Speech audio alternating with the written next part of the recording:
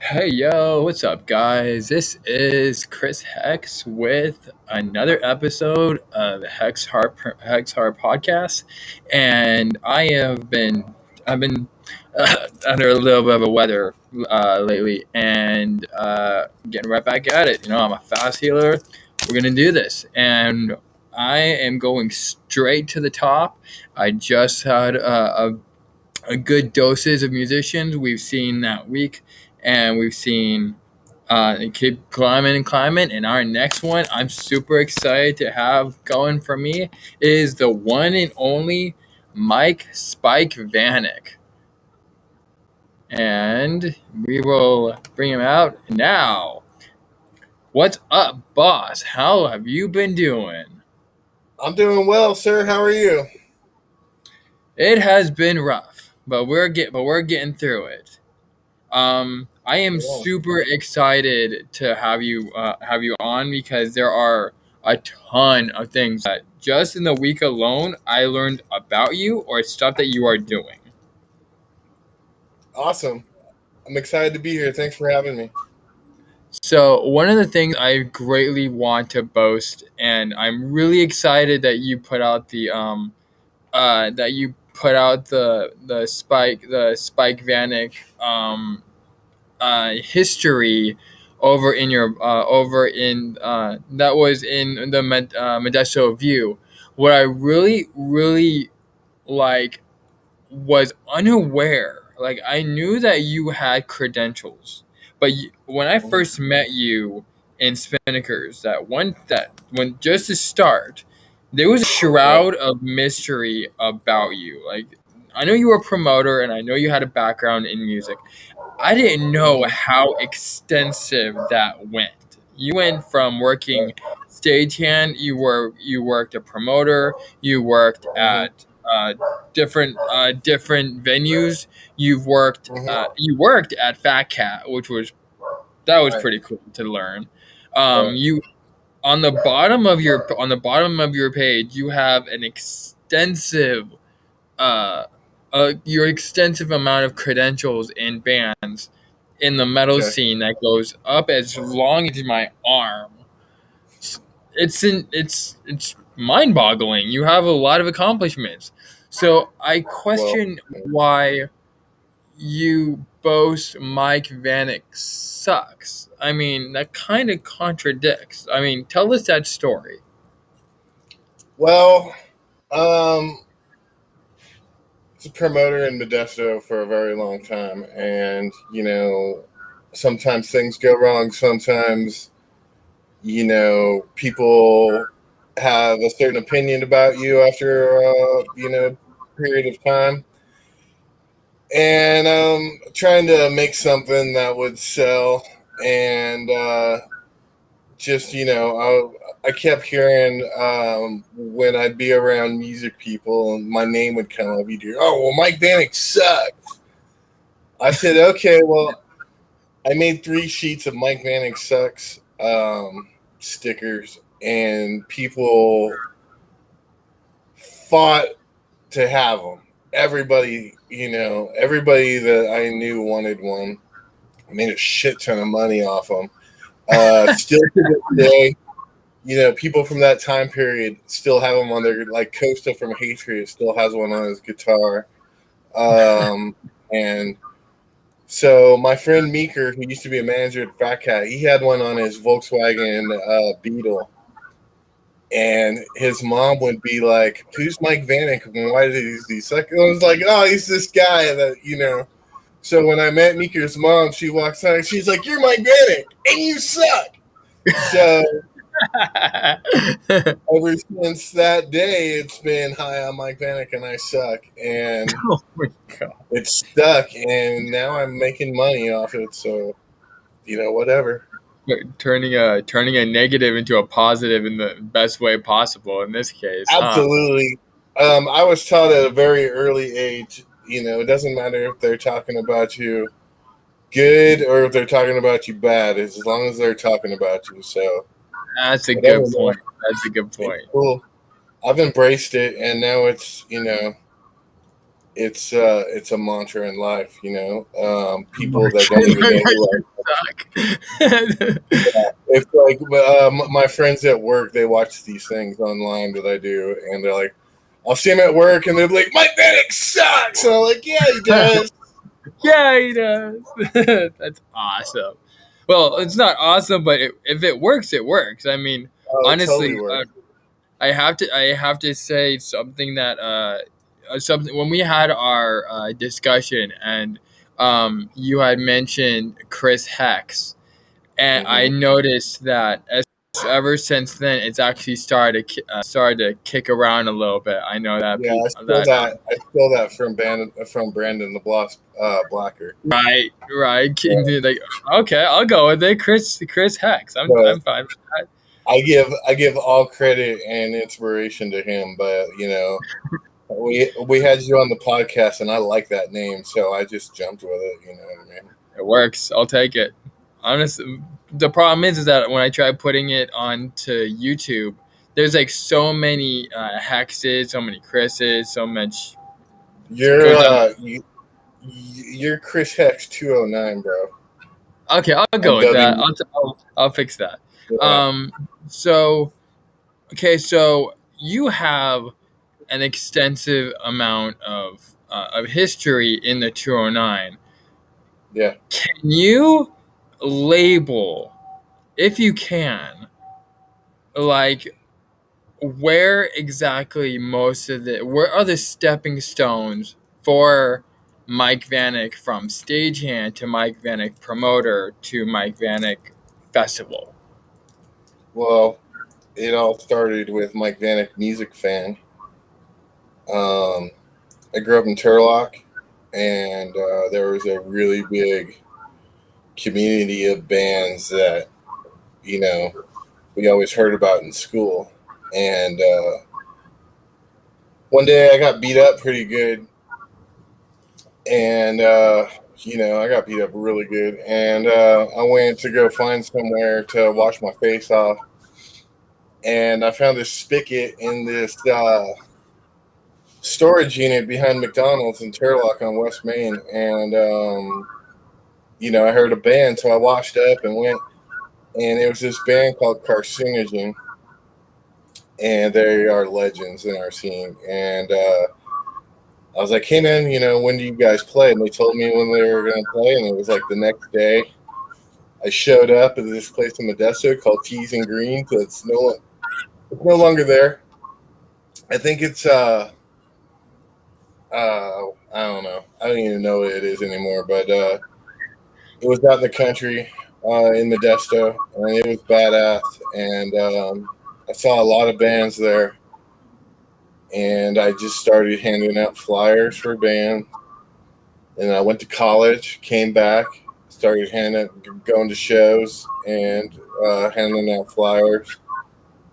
And I started a underground 209 metal newsletter that Turlock Public Library out with nothing. And I would steal copy paper from them and go and print 100 out.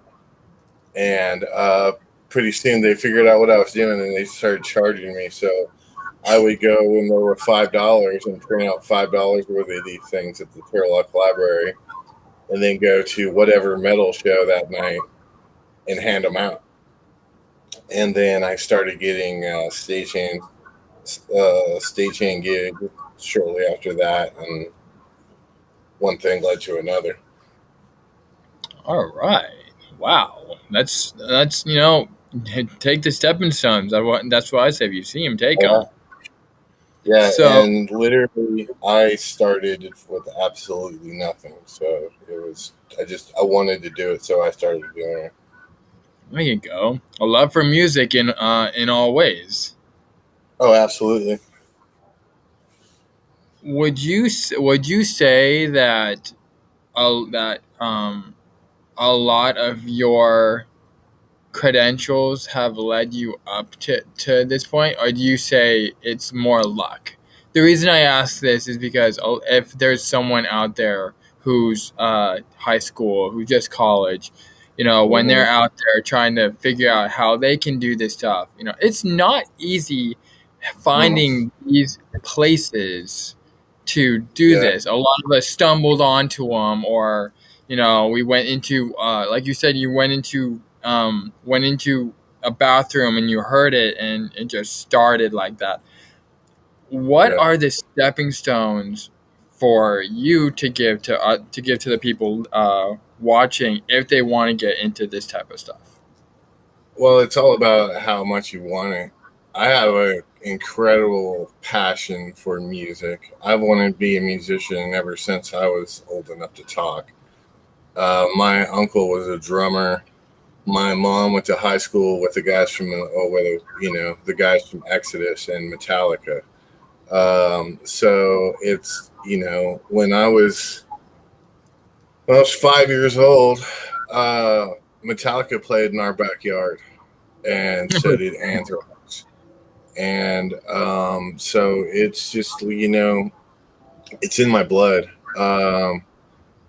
In 1999, a really good friend of mine was killed in a car accident on Christmas Eve. Ouch. And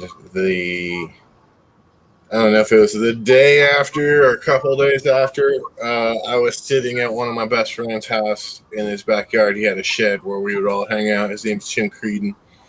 And I just said, fuck it, we're going to do something.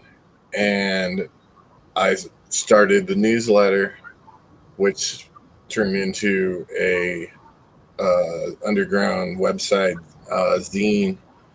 And then I had a falling out with my partner, and instead of continuing the magazine, I said screw it, and founded 209 Productions in 2003.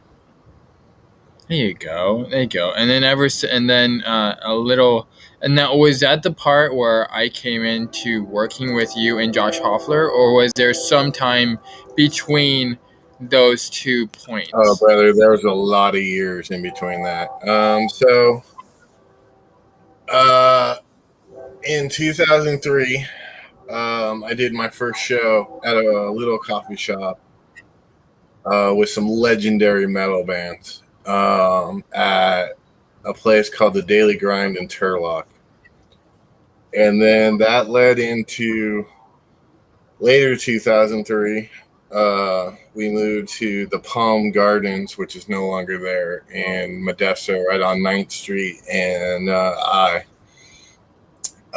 across the street from the Modesto Arch and the Greyhound Station and the Taco Bell right there.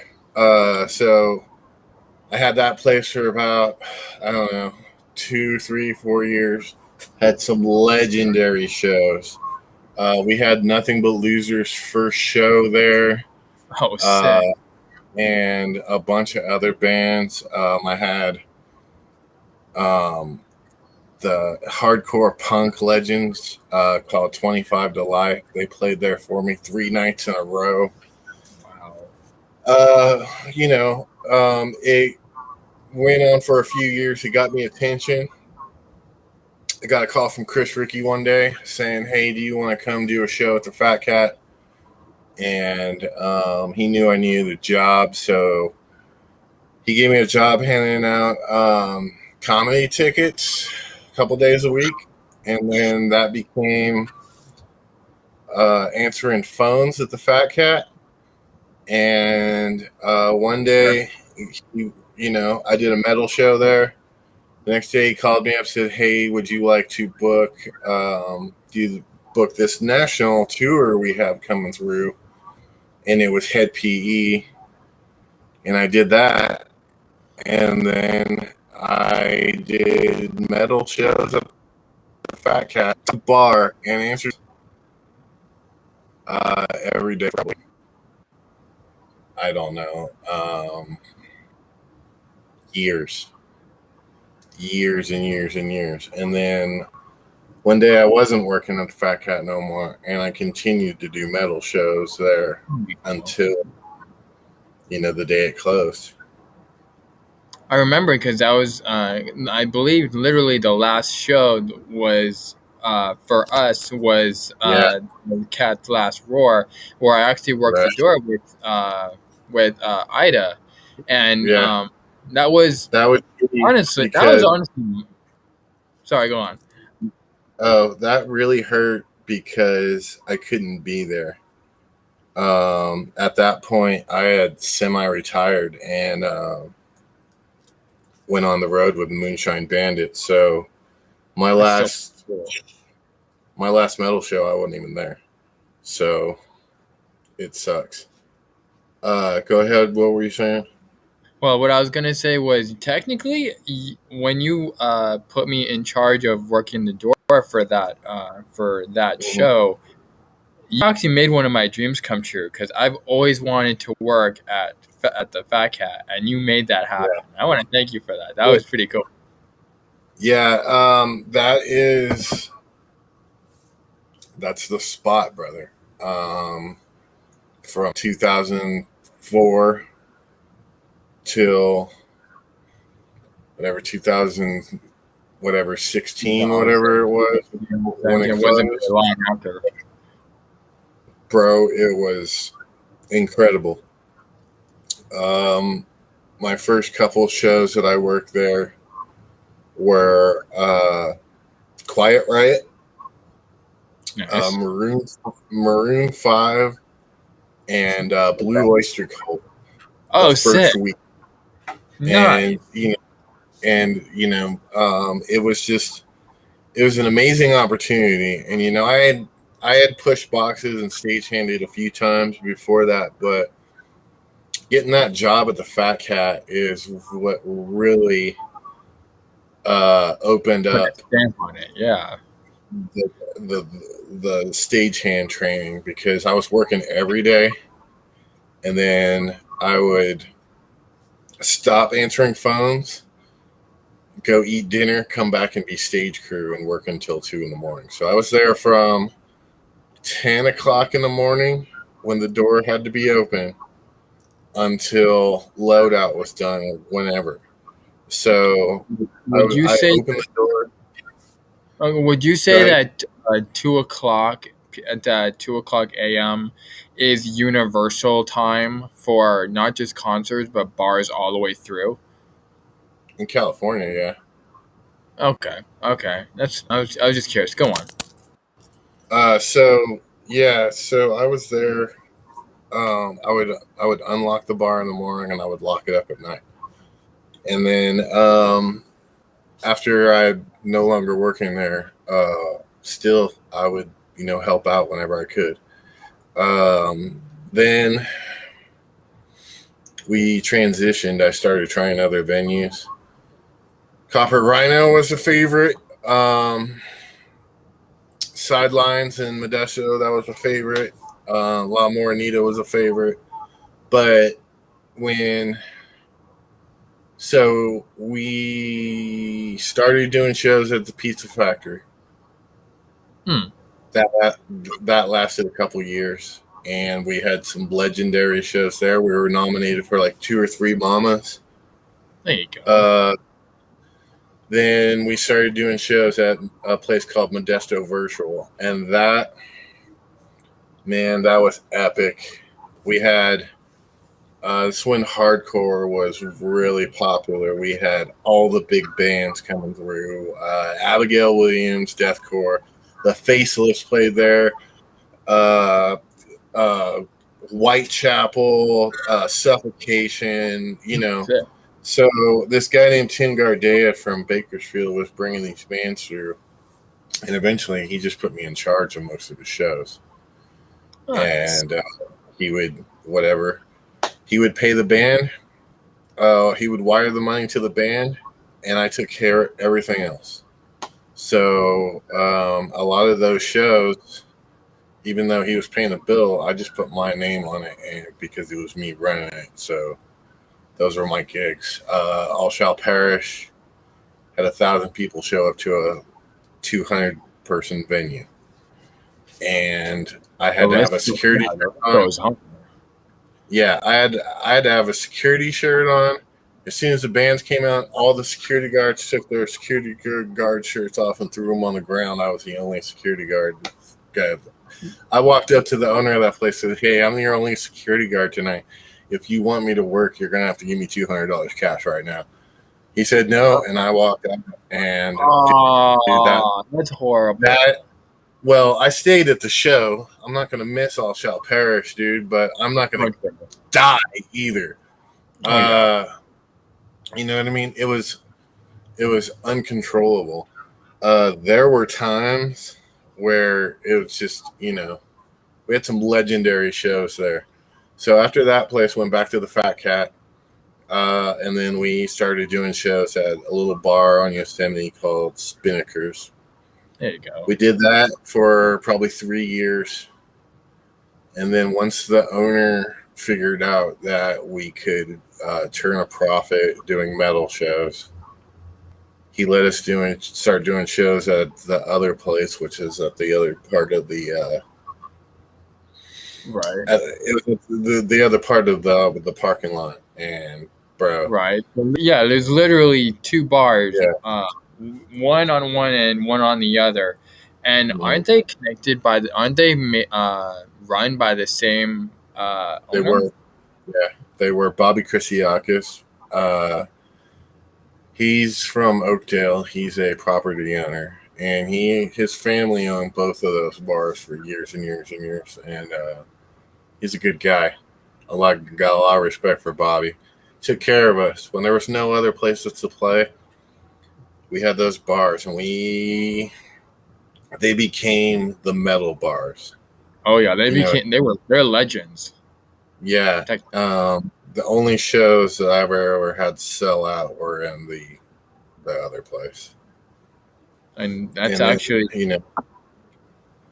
how I really started over there. That's where I met you, Josh Hoffler, for 209metal. That's right about the time when we started bringing you into the fold. And I have to say, that was probably the best turn of my life, given the fact that I've had so much challenges in my life down here in Modesto. So turning into a stagehand for concerts is like, whoa, am I doing this? So I have to say, being I guess it's what's currently run my life right now, given the fact that I've met everybody through you. Technically, I met actually even Jeremy Cruz from the former vocalist from Dragons of the West. I'm best friends with. So there's a lot going through there. Question. Very, very first off, very big part that that I wanted to get this first, but kind of slipped along. How can we reach you? What is the social media for Mike Vanek, Spike Vanek? Well, it's basically Mike Vanek on Facebook. Spike Vanek is my personal page. I do a lot of stuff on there. Anything I do on Spike Vanek page, I just automatically share it on my other social media. So Mike Vanek Sucks on Facebook. Mike Vanek Sucks / MikeVanekSux. Mike Vanek Sucks. The blog is blogspot. MikeVanekSucks.blogspot.com. I have the video blog right now. It's on my Spike Vanek page, but it gets automatically shared to my Mike Vanek Sucks page. Once I purchase a professional package on this Restream, it'll all be rerouted. But this coming up week, I'm looking at having Mida Goodwin and Ace from Reality Check TV. Some other people I can't really mention yet. I just did Costa from Hatred. It's up there on my Mike Vanek Sucks page. And did Brian Lewis from Nordic Frost. He just had an album drop on Friday. That's Brian up Lewis there. Yeah, I did one with yourself. It's up there. That was actually my pilot. I appreciate you for doing that. I enjoyed I it. had Troy. Yeah, I had Troy Lacano or Acano from Big Bear from Gun Music Radio. He is actually talking to me about starting a radio station, which I'm really excited about. So, you might actually have your own radio show coming up. So that's cool. something. That's awesome. That's something we can talk about later. But I'm all over Instagram, Twitter. Mike Vanek sucks, and then I do a lot of work for the Talking Shop with the Boss in the Box podcast. You can find me on their discussion group every day. Getting shit, and giving shit to Dave Ussery of Nothing But Losers and Brandon Blacker. Talking shit about all the shit you want to talk about. Right. Right. I really love those guys. So we've talked a lot about your history. So, as going through the motions, tell us a little bit about some of your favorite band's experience as a promoter. I'm pretty sure there's a lot. Try to narrow it down to like 5, if you can. So, negative or positive? Because there's both. Positive, but positive or negative, whatever works. Give me 1 second. Okay.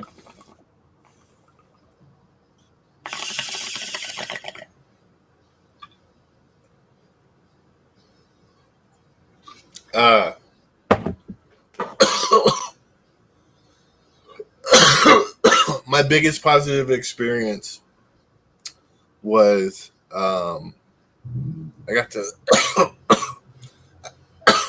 book Exodus at the Fat Cat. And not only did we present the show, my band Rebel's Mother actually played the show. And Exodus is my favorite band of all time, besides maybe 2 or 3 other bands.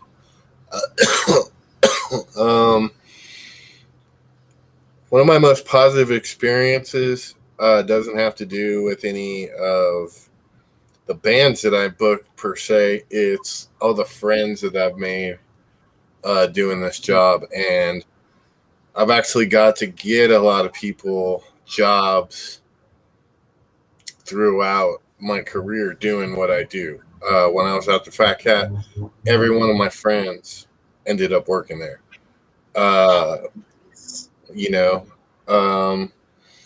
When somebody needs something, I automatically reach out to somebody I know that has that skill. So it's an extension. And then eventually those people end up being my boss somehow. It's weird. But yeah, it's all just an experience. I've had a lot of good bands. I booked Testament, which is probably the biggest band I ever booked besides Exodus. I had the return of Forbidden. I had, Kitty and Powerman 5000 probably 3 or 4 times. I got to present a Static X. I got to open for Static X. I got to play with Prong. Got to play with Metal Church. Got to open for Exodus. Got to fucking play with all kinds of great bands. Got to hang out and stagehand. Through stagehand, I've stagehanded for everybody you could ever think of, from Slayer to Metallica to the Rolling Stones. It's just, I'm very blessed and fortunate to live the life I have. Like I said, pretty much everybody that I associate with, if you don't count the few people I still know from before I was a promoter, have all come from the music business. My wife, I met at the Fat Cat. You know what I mean? Is actually. I'm sorry. Ida has another name. Nikki Thomas. Nikki Thomas. Thank you. Nikki Thomas actually is or was on the country station, if I'm not mistaken. Yeah, Cat Country 103, which How is did the you? biggest. How did you two meet? Dude, I was doing a show at the Fat Cat, and there used to be this bar called Banana Joe's that originally was in the original Palm Gardens building. And I had a show going on at Fat Cat. I had a show going on at Banana Joe's. And I walk in and I saw the prettiest girl I've ever seen in my whole life. And, you know, I'm not whatever. Threw the Mac down for the first time in my whole fucking life, and it worked. And 13 years later, she's still putting up with my bullshit. So I'm pretty blessed. But yeah, she's an amazing person. And since I've known her, going on 13 years, she's won, 3 CMA awards and 4 ACM awards. And this past month, she just won her first for Personality of the Year, so she got to bring that son of a bitch home. It's sitting up there with my 2 Mama awards, so, don't want to brag or anything, but... No, please do. That's tell us of that. Tell us of that experience. What, the 2 Mama awards, or... Yeah, tell us, gloat. Come on. So, the Mamas are a big deal for me because... I've gotten to do cool things with Ida. She's won a bunch of these things. I've gotten to go to. Well, I think I've never been to the actual award shows, but I've gone on the trips with her to get them, and it's sick. But when I actually got to do it, it was even cooler because the first one, nobody, I've had the ins and outs, There's just as many people that don't like Mike Vanek as there are that like Mike Vanek. And I can't control any of that, but nobody expected me to win my motherfucking Mama award. And when I went up there, I started crying. It was so awesome because I spent so many years working in that town. And then to get that award, it meant a lot. And then the second one, I had already moved away. Oh. And I was on tour with the Moonshine Bandits in Seattle, Washington, watching on my phone. And Chris Murphy had told me earlier in the day, he's like, "Hey, Vanek, if you win, I'm going to call you, okay?" And I was like, "Oh, okay." So they're announcing my category, and I'm in a hotel room, shitty hotel room in Seattle, Washington, watching this shit on my phone, and it's like it's going in and it's going out and it's freezing, and I did not want it to freeze. And they're announcing my category, and I see Chris Murphy pull his phone out of his pocket, and I'm just like, I fucking won. Oh, dude, I jumped in the air. I screamed and hollered, and, they sent it to me. Hotel, and you're still feeling like on top of the world. Right. Yeah. So what after... was your category? Best promoter. Oh, nice. And then and then when I moved away, they were like, "Okay, well, Vanek moved away." You know what I mean? It's like, I asked Mida, like, why aren't they having my category anymore? He's like, "Well, there's no real need to have it right now. So I guess it's, it's me, Mida Goodwin, and a couple other people. So I have 2 of them. I'm trying to be part of that circle, but it's not. It's not an easy. It's not an easy class to get in. Brother, you gotta be the elite of the elite of the elite. Oh yeah. To be in that circle. Like Chris Ricci about. I worked my ass to the bone, and there was a time when Mike Vanek picked the nominees for all the metal bands for years and years and years, and then they started asking other people their opinion, but which I'm not mad about. But I was that guy, and they always made us wait until the end of the show. But we got our category, and then eventually I started writing for Modesto View and did Modesto View for 9 years, maybe 10, and then I moved away. So didn't you have connection with Eve also, who also works for Modesto View also? Eve Oberlander? Yeah. Yeah, she was. All right. So I played bass for Erosion, and her boyfriend was the singer. And then eventually there's this thing called the GMA, and unfortunately I brought it to town, and it caused a lot of fucking trouble in my life, and still to this day does. And we were together in that, and there's a big ordeal that happened, and had a huge falling out with basically the whole metal scene that I booked, and it got really bad for a while. Well, everyone trips and falls on that. Yeah, everyone trips and falls at some point. It's just a matter of climbing back up, right? Right. That's what, and I did. Actually, that's what you told me when I kept dealing with being having issues in the scene. Also, it's like you told me that when you're in the scene, when you're a promoter, no matter how many times you blow something, you just get back up and brush it off and do it again and try to make it better. Listen, there's a million things that can happen being a promoter, and every one of them was bad. And I've had every one of them happen to me. And when people look at the situation, they don't blame the situation; they blame who was in charge. Right. And you gotta have a real thick skin, because it's all gonna come back to you. Fuck it, I'll just talk about it. So I did want to? No, it's cool, man. I'm over it.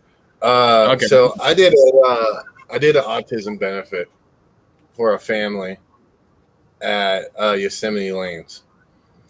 We raised a bunch of money, and you know what I mean? I paid the sound guy, I paid the family, and did it all for free for my friends, people I thought were my friends, you know what I mean?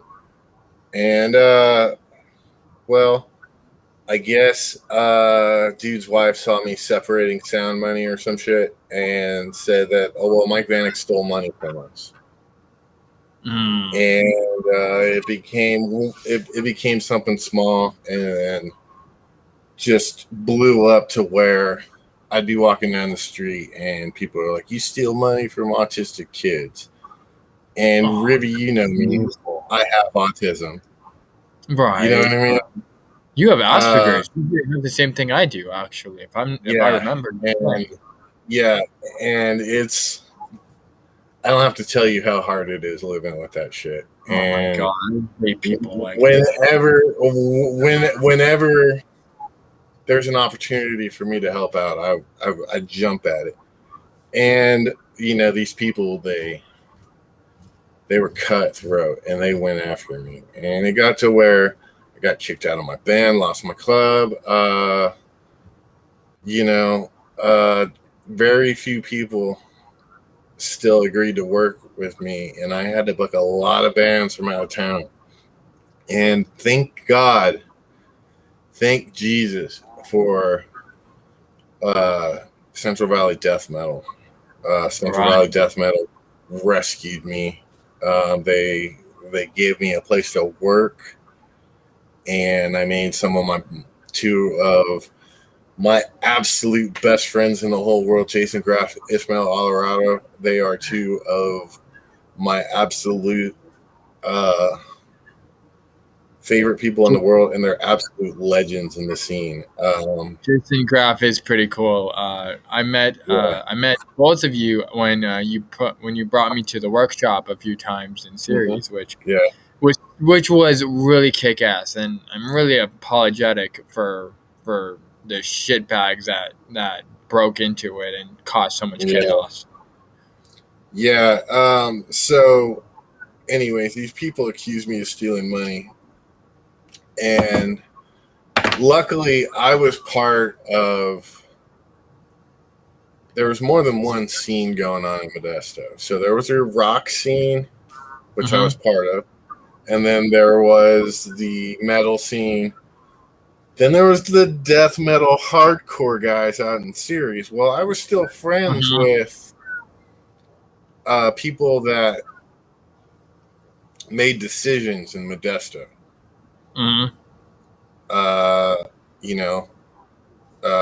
Mike and Jen also from Damn and that whole crowd. They were still in my corner, so I still had a good, I still had a good scene to go back to. I just started putting on rock shows and I swear. Yeah. Man. Yeah. And I had to rebuild my career. And I did. And I leaned a lot on stagehanding, and I worked a lot. Any big metal show we had at Modesto Center Plaza, I was on that crew. And I did all those big metal shows for 10 years. All the X Fest and the Summer Fest and the Lucky Fest and all those fests. I was on those crews. Had years and years and years of experience. Can't tell you how many bands I worked with, but we did it. And then with those shows, I started getting invites to go to the Bay Area and Sacramento and Stockton. But anyways, I guess basically what you're saying is that through a very bad telephone message, if you get it, you kind of put you on the track for the success you have now, technically, even though what you were dealt with was kind of an unfair sentence, if you will. Yeah. I took one straight to the gut and survived it. So towards the end, I was going full blast, doing 4 venues at a time. I get a call from DJ Chopsticks with the Moonshine Bandits. He needed a rehearsal space, and at that time I was kind of managing the workshop, kind of, you know what I mean? Ishmael had left. Jason had full-blown taken over, and I was just helping out Jason. And I guess that's why you had me over there working with you guys again, because you had the ability to. Yeah, so we, towards the end, Jason was renting the place out as a rehearsal space. And I booked DJ Chopsticks for a rehearsal day there. And one thing led to another. We had another show there that was like basically a cannabis, medical cannabis, whatever, convention there. And, I got a call one day from DJ Chopsticks saying, "Hey, dude, we need help on this next tour. We have 5 dates from, Texas. We're going to go play in Texas, and you want to come?" And I went for that one trip and worked for them and retired being Mike Vanek. I could not do promoting and touring at the same time because we toured. How would you? You're going literally all over the place. And yeah, we toured nonstop year round, so I had to retire, and I did that in 2015. And we did the last show at Fat Cat, and I was sitting in a tour van on the other side of the world, and just like, and then I came home. I did my last metal show at the think Spinnakers, and that was it. And I was over it. I knew this was the last one. I paid my people, and left. And that was the last metal show I ever did. Did 2 years of touring, non-stop touring. Hardest but funnest job I've ever had. And then 1 3-month tour with Twisted, which that's cool.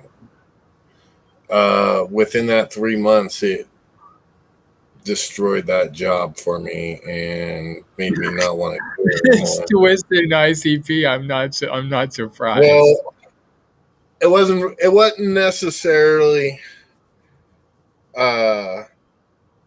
Twisted. Twisted was great. Their crew was great. They were all professional, and I'm still friends with most of those guys still to this day. It's just, I'm not going to trash the Moonshine Bandits on your show, but we had problems. Oh, no. Oh, okay. And there was a certain problem when we came home on that tour, and we played in Sacramento, and had a bad exchange with one of the crew members' wife. Well, after that, everything had changed. So I finished out that tour knowing I was going home, and got left in a Greyhound station in Chattanooga, Tennessee at 2 a.m. Had to find my own way home, and I got home, talked to my wife, and I've been working at a grocery store ever since. Sounds like you had one hell of a life. Bro, is nuts. I've had everything in the whole world happen to me, and I could write a book about it. You could turn your life into a TV show or something. So I definitely write a book. There you go. So I guess devil's advocate asking this, would you be? What's a good way of asking this? Would you be up to passing down 209 metal, or is that your baby? Is that your name that you hold off?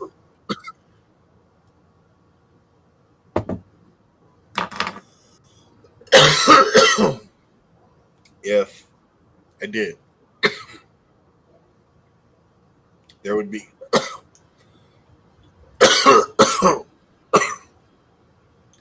you'd have to buy 20 years worth of history from me. And wow.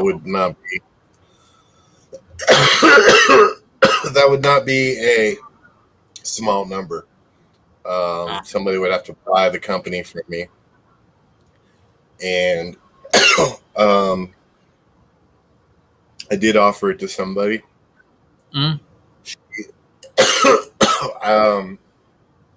I offered it to someone who I trusted. She politely turned me down, and I understand. Stephanie Verche from Perfect Nightmare. Right. I was just going to give her my company. And, well,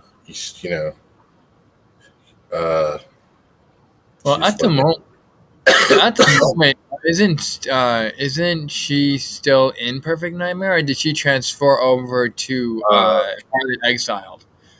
Well, I have no idea what she's doing now because I've been out of touch for the last few years. But she had moved away when I asked her if she wanted it, and then she came back after that. But that was the one person I thought could do it. I've considered, training you to take it over, but it's just something that I could never 100% let go of. Oh, that's true. That's your history. That's your history. You created that. Yeah, it's just, I put it to bed and it's dead and it's a fond memory now, but, it was my life for a long time. And there's times where I consider going out here and starting over again, but, I have other. Didn't you tell me that it's kind of a small scene out there? You said like there's not a lot of people. It's a very, very select scene here. And Knoxville and Nashville are more of where you go. Country-ish. I seem to remember that. It's more Americana. Like, we do have rock shows here, but they're very few and far between. Johnson City has a lot of them, and they're about half an hour, 45 minutes away from me. But this is more of an Americana town. We're the birthplace of country music, so there's a lot of Americana acts here. Knoxville, Tennessee, right? What's that? Knoxville, Tennessee? No, I'm in Bristol, Virginia. Oh, okay. I'm sorry. I thought you were at one point in Tennessee. Yeah. That's where we moved to from Modesto. Okay. Knoxville, Tennessee. And then about a year ago, we moved here. Home of Kane, the governor. Yeah. Well, Did you ever meet him? It is. Yeah. He's the mayor of Knox County. So he was our county mayor, and he's a very nice guy. I got to meet him a couple times. He didn't set you on fire, did he? No, he's gigantic. Dude, his arms are the size of my head, bro. It's crazy. His arm is the size of your head. Oh wait, dude, like width. Yeah. Okay. Dude, oh shit. Okay. He's a gigantic man. Like this tall. Jeez. But very soft spoken. Drives a Volvo. Sorry, I keep interrupting you. Keep going. Oh, no, you're good. So hearing that you're holding on to that, there is a question that I have had an idea for a while. As a Hex Heart promotion, would you be in the interest of a 209 metal revisited? And if so, what are some of the bands that you would recommend? And you can say them through it's more publicity for the bands. If I were to ever come back down there, I would definitely do some kind of festival. And you got to bring in the heavy hitters. So obviously you got to have nothing but losers. And I've done so many shows with them that they're the first call. You know what I mean? Right. So Lunchbox and JoJo are literally on the list of my closest friends ever. Lunchbox is one of my five brothers, I call them, and JoJo, Bobby, Augie, different aspects of the community. Me and Lunchbox are, if I have problems, that's the guy I call. So he's my brother, sub dog. Anyways, but yeah. I would probably book somebody kind of big and then bring in a Bay Area band and then see who we have available. I really like Glitch Kill.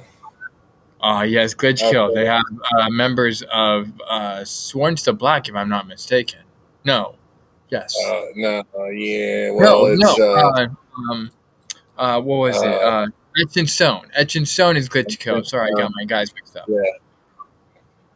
And then, I don't even know who's playing out there anymore. I would definitely bring my band out, and then. Oh yes, your pictures in the back. Tell us a little bit about you starting a new band. Basically, this is my my project. I used to be in a band called Baptized in Smoke with Greg Scott from Erosion and Lunchbox. And we eventually had other members come in, but the basic core of the band was me, Lunchbox, and Greg Scott from Erosion. And Resinparty was one of the songs. Oh, and sick.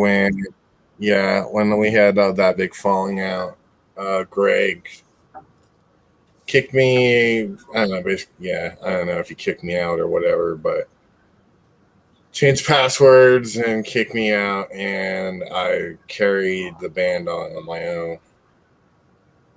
Kept writing songs and getting it ready, and brought it back recently and was going to do it, but I just said fuck it, and I'm going to start my own band, and I do everything right here. Right. You do everything. You do drum. You have the programmed machine. You have everything programmed, but you playing on the guitar. I've seen it. I play guitar, I play bass, and I sing. And I'll never play it live because it's not a live band. But you consider it a Devastated Fest if it was audio? I would do Devastated Fest with my other band, Satanic Vanek and the Hammers of Hell.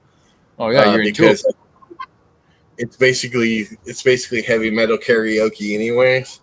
So I talked to my guitar player Jason Graff, and he said, "Yeah, dude, go ahead and do it." And so as soon as I can start paying for Restream, I'm going to start doing that band again and stream it on Twitch.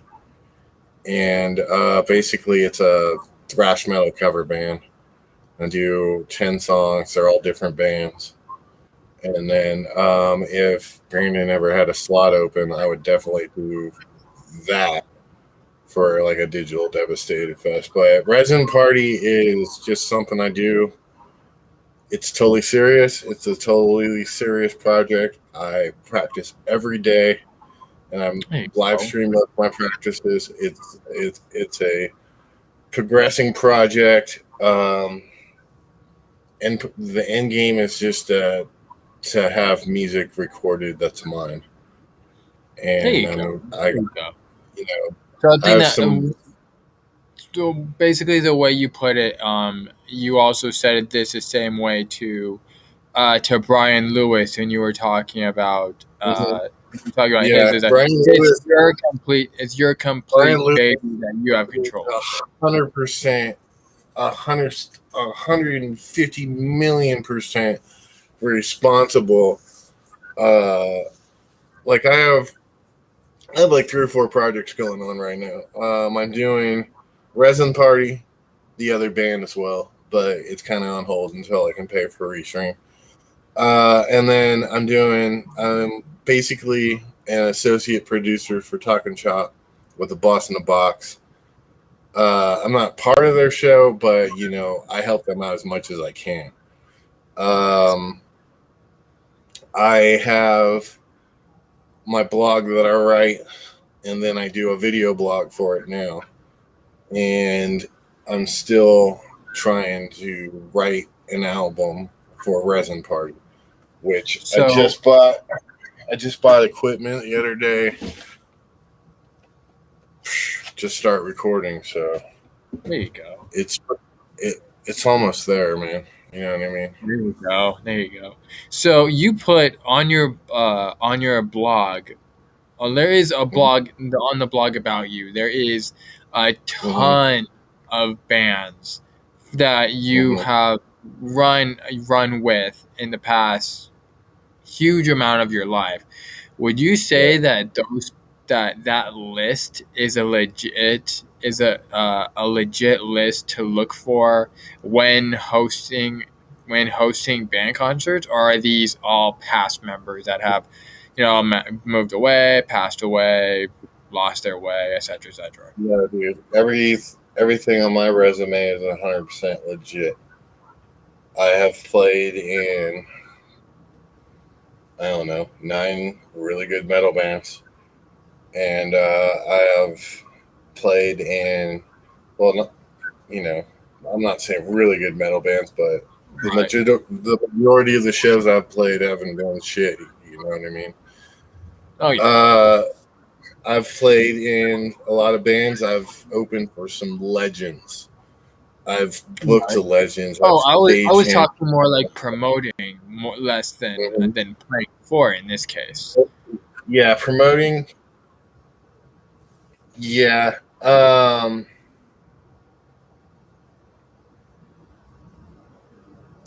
Yeah, everything that I've promoted, the list of bands is 100% there. And it's there and it's history. Everything that has in my ass. A lot of times with somebody else's money. A lot of times me and Joe made money when we were very first. Still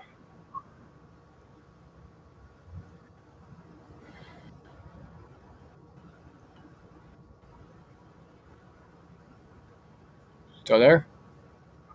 Yeah, give me just 1 sec. Oh, okay. When we're very, you paused for a second. no, my wife just texted me, so. Oh, okay. Okay. Continue. So when we were doing Fat Cat, we got an opportunity to book Deicide, and we pulled our money together and did it, and it worked, and it was the greatest night ever for a while, and then it just kept happening again, and eventually I started working for the club, and I got to do club shows, but with my name on it, and bro, I got T-shirts that would blow your mind with my name on them. So it's cool to have that Modesto date to see Fat Cat and know that was your show on an Exodus T-shirt or a Testament T-shirt or a Deicide T-shirt or a Devil Driver T-shirt, or the list goes on and on. I can sit here and just spit out bands. Kitty. The Genitortures, Powerman 5000, God knows how many times. Static X, fucking Dead Kennedys, the Misfits twice. What about any of the local kids? Bad Morta, Swarm to the Black. You just said Nothing But Losers, but when I got to working with you, I got to know all these people. Are these people like Forever Obscure, Sworn to the Black, Bad Morta, all these bands? Did you know these people beforehand, or did you book them? Well, I've known everybody in the music scene since 1990. Pick a number. 1995, 6. Everybody that's come into the music scene, I automatically introduce them because, I immerse myself into the music scene. And like I said earlier, it's not just the metal scene, the rock scene, and there isn't anybody in Modesto Entertainment that I don't know. So, everybody knows Vanek. So it's the idea. It's the idea that it's not just metal, rock, punk. It's all that combined together into one scene. Is basically what you're saying. Yeah, and it's the town, because like I started going to the Mama Awards a long time ago, and I would walk around with flyers and hand them out to everybody. I wouldn't just look for the metal people. I made a flyer for the Mama Awards saying who I was and what I did and everything, and I handed them out, and it gained relationships. Chris Murphy You know, Chris Murphy is an absolute icon in Modesto culture. Oh yeah. And I'm lucky to consider him a friend. Chris Ricci is, he's on the fucking city council, for God's sakes. And There's also go on. Sorry. Basically took me under his wing and trained me. I owe everything I am to that guy, and You also a real dick. Right. You also met Brian Friend, Mark Oso, and Joe First there, also at the Fat Cat. Any stories there? Yeah. Well, Brian Friend is part of the Dam family, the Fam Damley, and him and his lovely wife. You know what I mean? Actually, Brian Friend is the one that gave me your reference. Brian Friend's like, hey, if you need help, this kid can help you out. He helps me out. You know what I mean? So you would not have gotten that gig without that reference. I'm just telling you right now. For sure. That's for sure. Marco, so again, I met him through the Dam kind of crew. His band Alaloon played at Respect on the River. That's where I met those guys, and I was the stage manager of Respect on the River. I was actually recently invited to do it this year, but unfortunately, because of prior commitments and COVID, I'm not going to be able to go out there. Looking, hopefully, maybe next year. So, fingers crossed. I'll do it again. That was one of my favorite shows to work. What was Respect on the River like? Respect on the River is fucking phenomenal. So it's this beautiful piece of property based on the Stanislaus River. It's right outside of Oakdale and Oakdale, Bud. And this guy has this beautiful piece of property, and there's cabins everywhere with intricate artwork and a bunch of places to camp, and there's a big stage, and it's all on the river. And there's a rope swing, and you can go swimming, and then there's a big rafting trip, and so on and so forth. Sounds amazing. It is. It's 3 days of music. It's like the 209 version of Woodstock. And shit, that's sick. They've done it every year. And the first 3 or 4, I was the stage manager, and it was the greatest gig ever. You know what I mean? 3 days of camping with your best friends, and there you go. Yeah. So we're gonna wrap this up in a little bit. So I guess nearing the end, I do have I guess a question of what exactly